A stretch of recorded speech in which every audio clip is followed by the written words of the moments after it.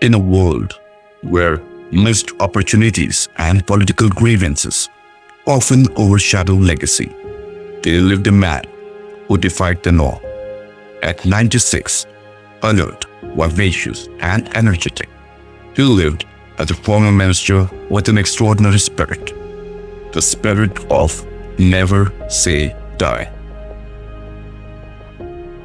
This is the story of Asif Pasha, an advocate, a politician, a man of vast experience, and a man with absolutely no regrets.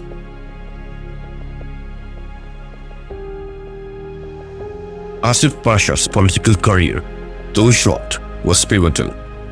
Elected in 1972, his term was extended by a year following the imposition of emergency.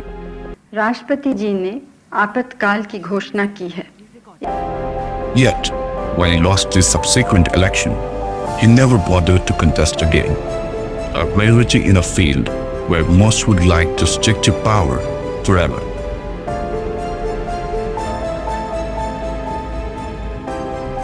Every life has its defining moments. For Asif Pasha, one such moment took place on a football field in Vijayawada, involving a skirmish, a bleeding nose, and a boy named N.T. Rama Rao, the legendary actor who would later become the Chief Minister of Andhra Pradesh. It was a foul that led to a punch. Later that evening, Abdul Qadir, Asif Pasha, and their friend Jamal waited for the inevitable fight. But as NTR neared, he did not pounce. Instead, he simply stretched out his hand and said, "Sorry, brother, it was all my fault." This upbringing, surrounded by friends of all faiths, Imtiazuddin, Samuel Raj, Suri, and others, on the temple chabudra of his neighborhood, instilled in Asif Pasha a tolerance for religious diversity that would later define his entire life. Born to Muhammad Abdul Hannan, a prominent cloth merchant from respected Lal Imri family, and Mushtaq Fatima, Asif Pasha was fond of football.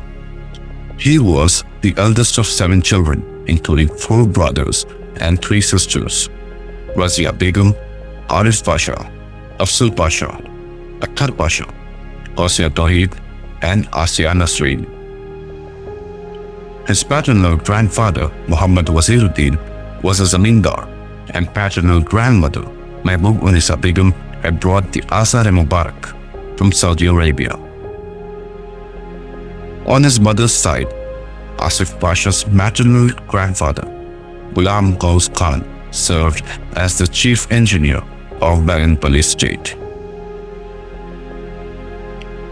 His cousin, Mirza Nazir Beg, became a famous actor in Pakistan, using the stage name Nadeem, and he later went on to act in over 200 films.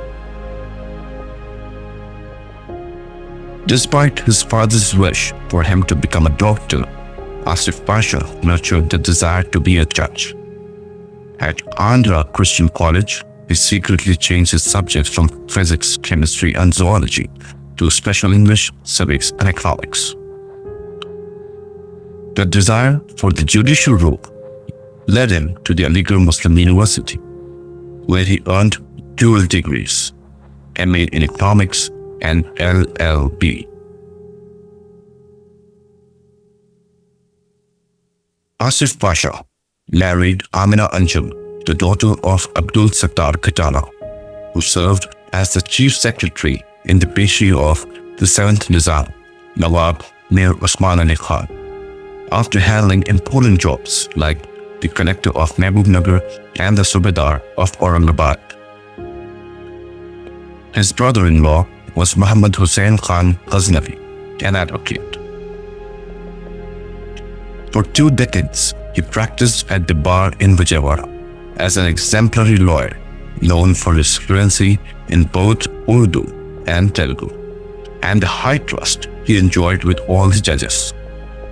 But politics, the path he never sought, had other plans. His first brush with public life was not politics, but philanthropy. As Joint Secretary of the Andhra Muslim Education Society, AMES, Asif Pasha and retired DIG Khaja Mahiuddin traveled across districts, raising funds for scholarships and small loans for the poor. This work exposed him to the true condition of the community, which further solidified his conclusion that education was the key to development. The AIMES also successfully championed the cause of the historic Sarai Masjid in Vijayawada, which was later developed into the 5-story Imdad Kar complex.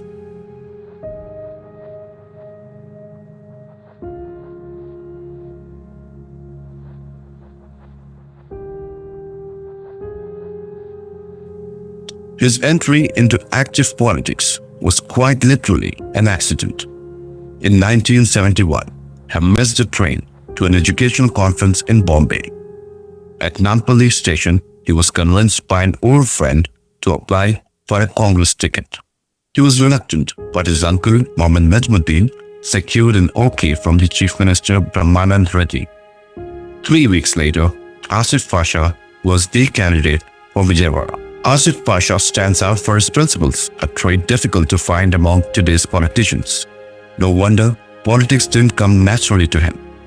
Personal morality and qualities of honesty and integrity prevented him from indulging in politics sans principles. As Minister for Law, Prisons and Printing Press, Asif Pasha excelled, driven by zeal and passion.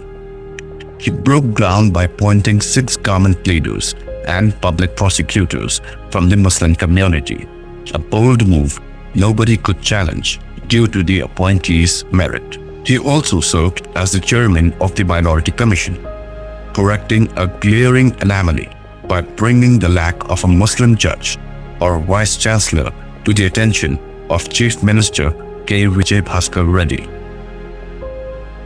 This led to the appointment of Justice Sardar Ali Khan to the High Court and Hashim Ali Akhtar as the Vice Chancellor of Osmania University.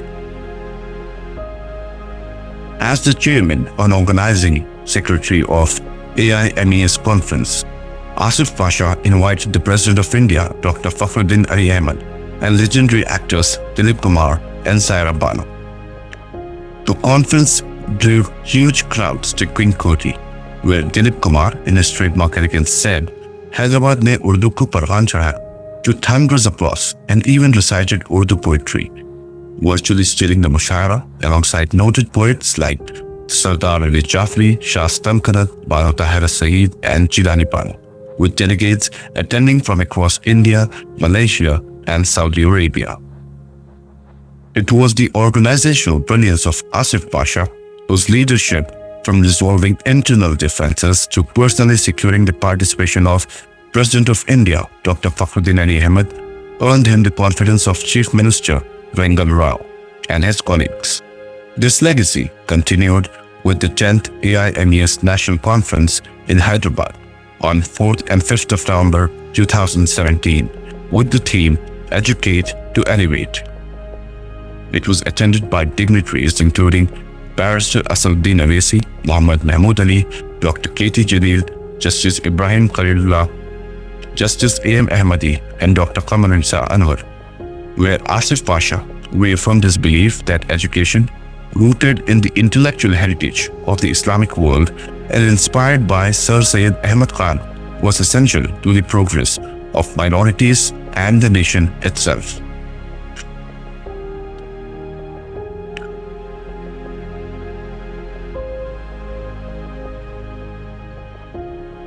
As a former minister and due to the strong ties of his father-in-law Abdul Sattar,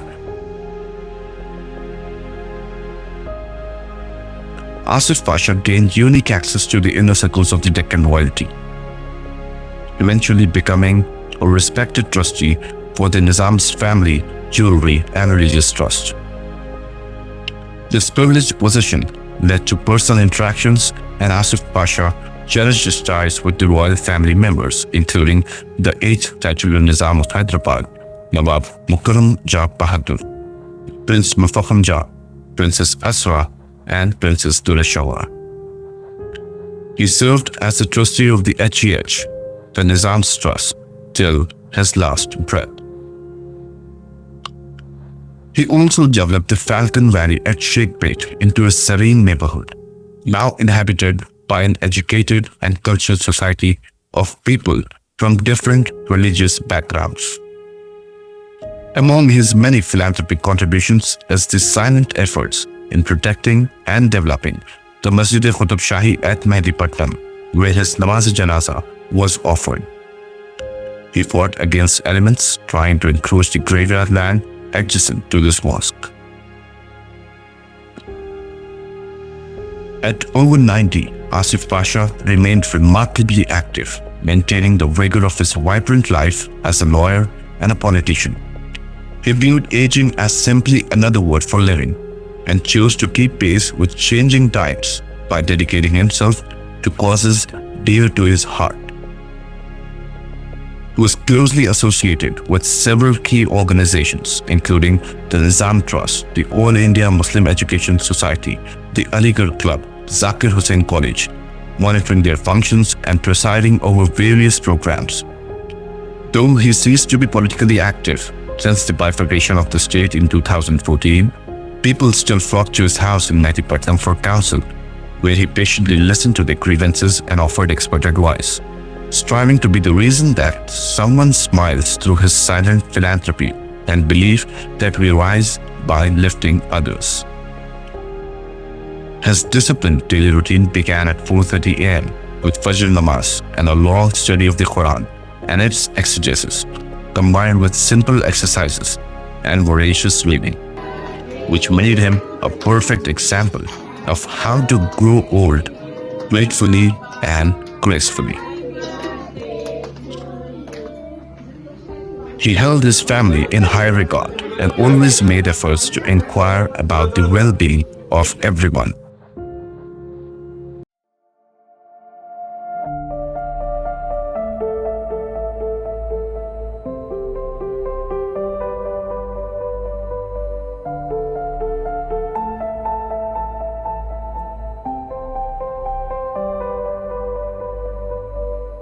In the twilight of his life, Asif Pasha was honored with the prestigious Maulana Abul Kalam National Award in the year 2019. The award was presented by Telangana State Board Academy for his significant contributions to education, literature, and social service, and conferred by Chief Minister A. Revanth Reddy on 11th November 2024.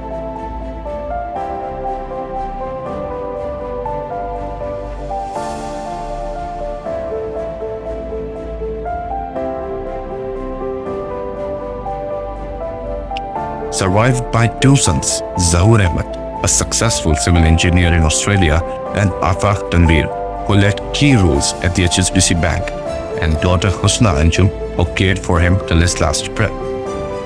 Asif Pasha spent his life in the company of his family as a man completely at ease with life's turns, cherishing age and the growing family, watching his children get married and their children get married. Asif Pasha's last public appearance was the day before his final moments, where he praised a felicitation program organized by Media Plus. In the same moments, he also reviewed the first printed copy of his biography, No Regrets, The Life and Times of Asif Pasha, written by eminent journalist J.S. Iftikhar and published by Media Plus Foundation. A biography he meticulously examined, carefully approved, acknowledged, and even appreciated, but could not live to see its release. He was a man who lived with dignity and compassion, a life of no regrets. Cry with him, laugh with him, and also learn a lesson or two. The life and times of Asif Pasha.